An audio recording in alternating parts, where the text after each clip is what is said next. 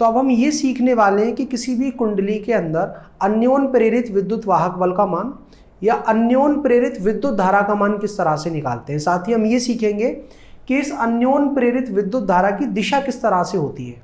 लेकिन इससे पहले कि हम इन दोनों को समझे, पहले ये जान लेते हैं कि अन्योन प्रेरण होता क्या है। तो सबसे पहले हमारे पास दो कुंडलियां होनी चाहिए जो एक दूसरे के समानांतर परंतु बहुत समीप रखी हों, और ये दोनों ही कुंडलियां समकक्ष कुंडलियां होनी चाहिए कि इनकी जो अक्ष है वो एक ही हो।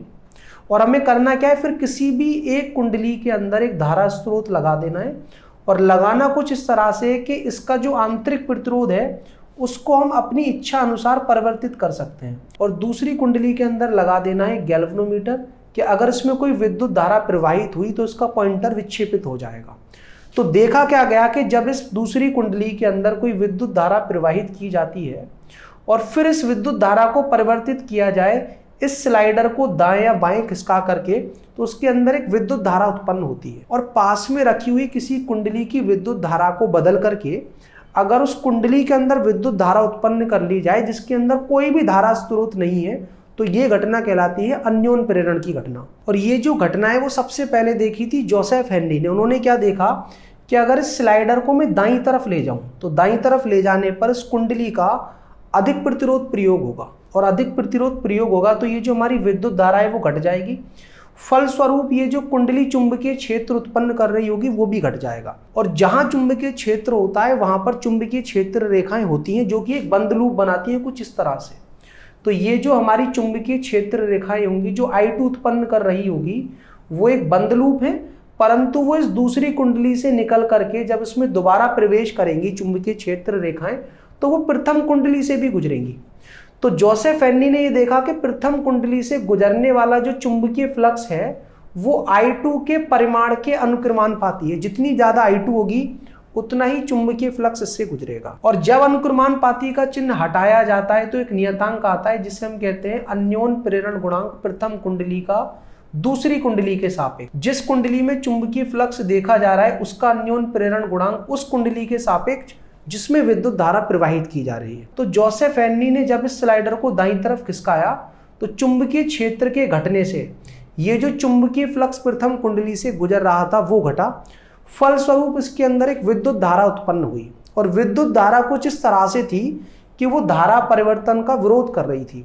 अब यहां से देखने पर ये जो विद्युत धारा है वो हमें कैसे दिख रही थी, घड़ी के घूमने की दिशा के विपरीत एंटी क्लॉकवाइज। तो प्रेरित विद्युत धारा भी हमारी कैसी होती थी, एंटी क्लॉकवाइज। वो चाहती क्या थी कि ये जो हमारी एंटी क्लॉकवाइज धारा है जिसका हम परिमाण घटा रहे हैं उसको घटने ना दिया जाए। और अगर आप स्लाइडर को बाईं तरफ खिसका करके इस विद्युत धारा को बढ़ाने की कोशिश करोगे तो प्रेरित विद्युत धारा इसका भी विरोध करेगी घड़ी के घूमने की दिशा में विद्युत धारा प्रवाहित करा करके।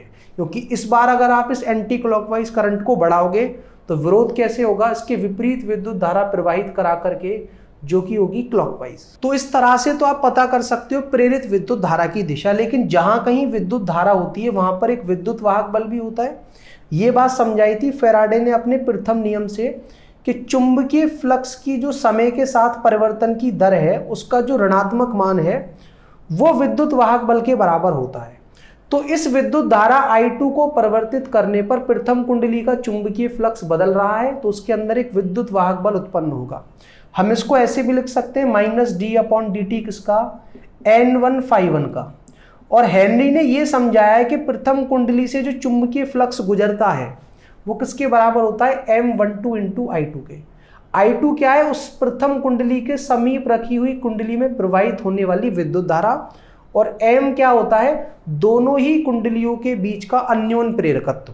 यहां से हम क्या कह सकते हैं, -d/dt करना पड़ेगा किसका, M12 × में I2 का। M12 हमेशा ही नियतांक होता है तो वो तो आ जाएगा बाहर, तो यहां से क्या आ जाएगा माइनस का M12 dI2 बटे में कितना dt। और ये समीकरण हमें ये समझा रहा है कि ये जो प्रथम कुंडली में उत्पन्न अन्योन प्रेरित विद्युत वाहक बल है वो दूसरी कुंडली में धारा परिवर्तन के अनुक्रमानुपाती होता है। और इसका मान किस तरह से निकलता है कि दूसरी कुंडली के अंदर धारा परिवर्तन का जो भी मान है उसको दोनों ही कुंडलियों के अन्योन प्रेरकत्व से कर दो गुणा, आपको मिल जाएगा प्रथम कुंडली में उत्पन्न प्रेरित विद्युत वाहक बल का मान। और अगर आप प्रेरित विद्युत धारा का मान पता करना चाहते हो तो आपको यह भी पता हो कि प्रथम कुंडली का प्रतिरोध क्या है, क्योंकि ओम के नियम का प्रयोग करके जैसे ही आप इस प्रेरित विभवांतर को प्रतिरोध से विभाजित करोगे तो आपको प्रेरित विद्युत धारा का परिमाण भी मिल जाएगा। दिशा आप लेंज के नियम का प्रयोग करके पता कर सकते हो। और ऐसा बिल्कुल भी नहीं है कि हम विद्युत धारा दूसरी कुंडली में ही प्रवाहित कराएं और चुंबकीय फ्लक्स पहले का ही देखें। अगर आप विद्युत धारा प्रथम कुंडली की परिवर्तित करोगे और दूसरे का चुंबकीय फ्लक्स देखोगे तो ये समीकरण कुछ इस तरह से होगा कि E2 बराबर होगा किसके, -M21 dI1/dt। क्योंकि अन्योन प्रेरण हमें यह समझाता है कि जिस कुंडली में धारा को परिवर्तित किया जा रहा है उसके पास रखी हुई कुंडली का हमें प्रेरित विद्युत वाहक बल देखना है, और जो चीज उन दोनों को जोड़ती है वो है दोनों ही कुंडलियों का अन्योन प्रेरकत्व, जो हमेशा ही कैसा रहता है, समान। अगर इसको मैं एक न्यूमेरिकल की सहायता से आपको समझाना चाहूं तो ये मान लीजिए कि हमारे पास दो कुंडलियों का एक युग्म है जिनका अन्योन प्रेरकत्व है 1.5 हेनरी। और ध्यान रखना, अन्योन प्रेरकत्व दोनों ही कुंडलियों का एक दूसरे के सापेक्ष समान होता है। अब किसी एक कुंडली के अंदर धारा को 0 से 20 एम्पियर बदल दिया जाता है और ये बदला जाता है 0.5 सेकंड के अंदर। तो दूसरी कुंडली के अंदर प्रेरित विद्युत वाहक बल कितना होगा हमें ये पता करना है।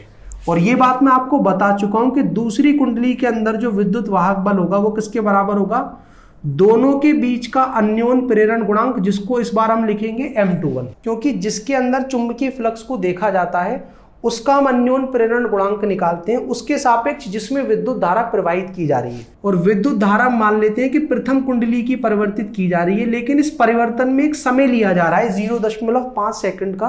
तो ये हमारा विद्युत वाहक बल होगा, औसत प्रेरित विद्युत वाहक बल। तो दोनों का अन्योन प्रेरकत्व समान 1.5 हेनरी। धारा परिवर्तन कैसे निकालेंगे, अंतिम विद्युत धारा में से प्रारंभिक विद्युत धारा को घटा दो तो 20 ही आने वाला है, 20 - 0, समय 0.5, 0.5 से अगर आप 20 को विभाजित करोगे तो ये 40 आ जाएगा, और 40 गुणा 1.5 ये कितना आ जाएगा, 60 वोल्ट। और ये जो हमारा विद्युत वाहक बल है इसका मान कैसा आ रहा है, ऋणात्मक। ऋणात्मक मान हमें ये समझा रहा है कि विद्युत वाहक बल धारा की इस बढ़ोतरी का क्या करेगा, विरोध करेगा। अगर ये विद्युत धारा मान लीजिए घड़ी के घूमने की दिशा में है और इसको बढ़ाया जा रहा है तो इस विद्युत वाहक बल की वजह से जो विद्युत धारा उत्पन्न होगी वो इस घड़ी के घूमने की धारा के विपरीत दिशा में एक विद्युत धारा प्रवाहित करेगी। और मान लेते हैं कि इस दूसरी कुंडली का प्रतिरोध है 20 ओम, तो उसके अंदर प्रेरित विद्युत धारा कितनी होगी, ओम के नियम का प्रयोग करके निकाल लो, E2/R से कितना, -60/20 मतलब -3 एम्पियर। माइनस साइन फिर से ये बता रहा है कि ये हमारी जो विद्युत धारा है वो इस धारा परिवर्तन का विरोध करेगी कि अगर हम धारा को बढ़ाएंगे तो प्रेरित विद्युत धारा उसको घटाएगी। अब हमें ये तो समझ में आ गया कि अन्योन प्रेरित विद्युत वाहक बल और अन्योन प्रेरित विद्युत धारा का मान निकालते किस तरह से और उस पर आधारित किस तरह के न्यूमेरिकल हमसे पूछे जा सकते हैं। और अन्योन प्रेरण की घटना पर ही आधारित एक युक्ति होती है जिसे हम कहते हैं ट्रांसफार्मर। और अगर आप ये जानना चाहते हो कि ट्रांसफर का काम क्या है, उसका कार्यकारी सिद्धांत क्या है, उसकी संरचना किस तरह से होती है और उसकी कार्यविधि क्या है, तो आप इस वीडियो पर क्लिक कर समझ सकते हैं।